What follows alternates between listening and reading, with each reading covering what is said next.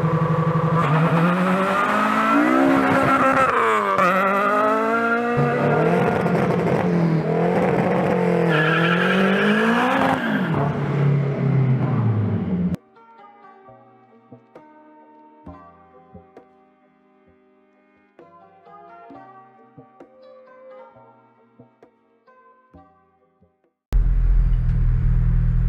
guys, so what's up?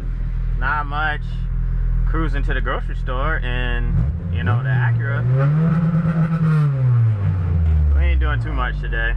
So, I guess today, everybody wants to know, you know, I guess, well I hope you guys can hear me right now. I might put the windows up. But everybody kind of wants to know, like, I guess when building this car, where did I screw up at? You know, like if I were to build this over again, what were like the 5 things that like I messed up on? And I figured, I said that would probably be a good video because a lot of people ask me all the time, you know, like, what'd you mess up on? What'd you do? But all right, hang on, let's see. Get around these cars real quick.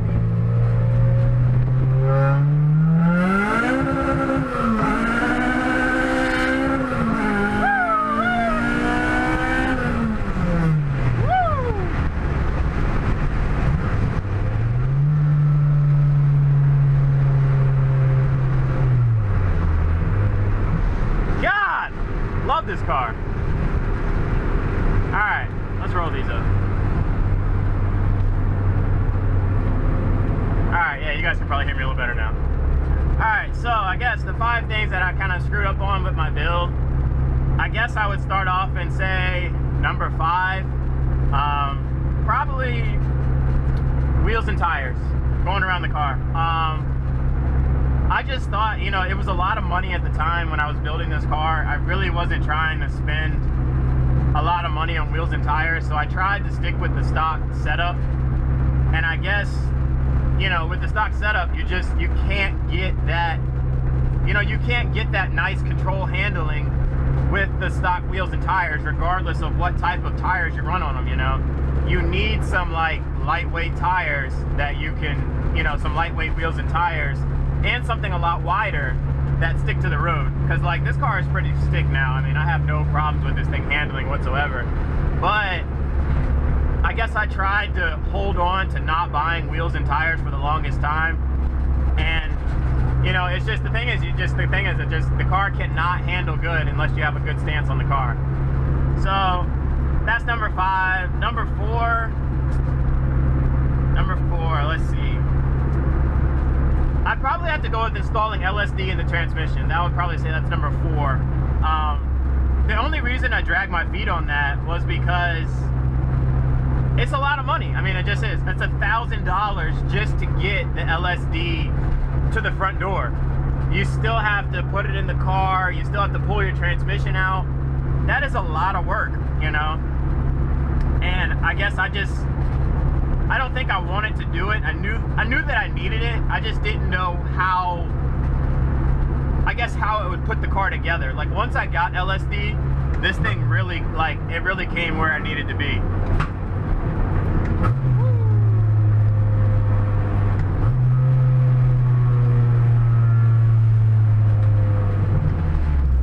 So yeah, I mean, with the LSD though, I mean, it really it put the car together. You know, the car pulled so much better, it handled so much better in the corners.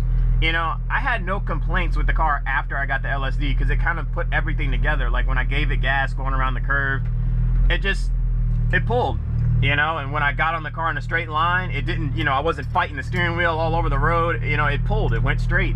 And that was one of those, you know, really crucial pieces I needed, but I didn't want to, you know, spend the money on it. Should we launch it again?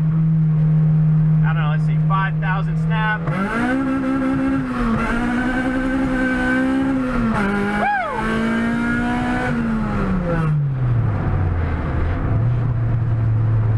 I am so hard on this car. I feel so bad for this thing, man.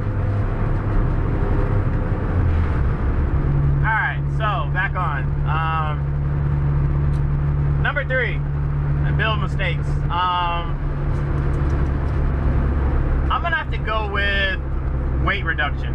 I would say that's probably number 3. just like, because I thought at first if you just take your back seats out, you know, that's weight reduction, you know, but no, that's not weight reduction at all. I mean, what you need to do is you need to like go through the car, you know, not just take the back seats out. That's not what I'm talking. I'm talking about, you know, stripping the floors, stripping the carpet, stripping the doors, stripping the ceiling, stripping the dash, you know. Every nut and bolt in this car that is not needed is gone, you know. And that really dialed the car in, you know, because I took out so much that the car is so light now. It handles good, you know, it does what it needs to do, you know. So I would say that's like number 3. I mean, because the car is so light now, it doesn't require much, you know, the engine doesn't have to struggle as hard. It really does what it needs to do. So yeah, number 3, weight reduction. Number 2, I'm probably gonna have to go with bolt-ons. And you guys know my bolt-on struggle. You know, I tried every intake on the market. I tried every exhaust on the market. I tried every header on the market. And I wasn't getting the power that I needed, you know, that I was looking for. And I guess once I actually built my own, that actually gave the car the power that it needed to do what it needed to do. You know, do I have the fastest car on the street? For sure not. You know, this thing probably just lose to like a brand new Mustang. You know, it's not the fastest car in the world, but it does what it needs to do. And that's where like I really spun my wheels buying a lot of parts that, you know, I really didn't need. You know, I brought every header. You know how much it costs to buy every header and then sell every header? Like, you lose a lot of money doing that. So I would probably say that's like number 2. And number 1, I really had to think about this one.